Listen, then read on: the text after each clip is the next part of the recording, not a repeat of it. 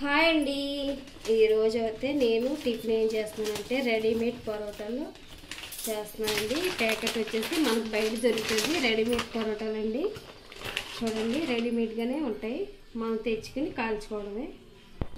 పరోటాలు అయితే రెడీగా ఉన్నాయి కదండి. ఇప్పుడు దాంట్లో కర్రీ ప్రిపేర్ చేసుకోవచ్చు. నేనైతే బంగాళదుంప కర్రీ ప్రిపేర్ చేస్తున్నాను.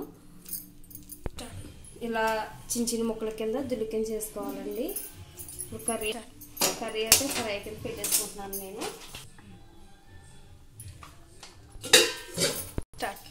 కరివేపాకు అలాగే ఉల్లిపాయ ముక్కలు వేసుకొని బాగా ఫ్రై అవ్వాలి. దీంట్లో చిటికెడు పసుపు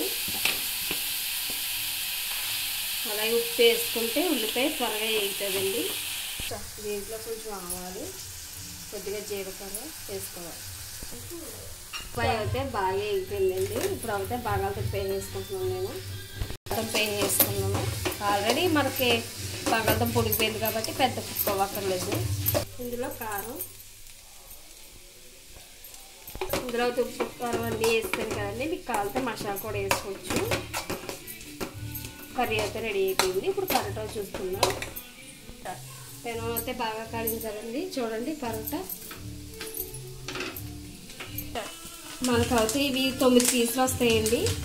9 పీసులు ఇలా ఉంటాయి, పెద్దవి బాగుంటాయి రెడీమేడ్. ఇవి అలాగే 100 రూపాయలు పడ్డది నాకు ఈ ప్యాకెట్ వచ్చి. ఏం కాదండి, చపాతీలాగే కలుపుకోవడం రెడీమేడ్కి. చూడండి, పొరల కింద ఎలా వస్తుందో కలుపుతుంటే.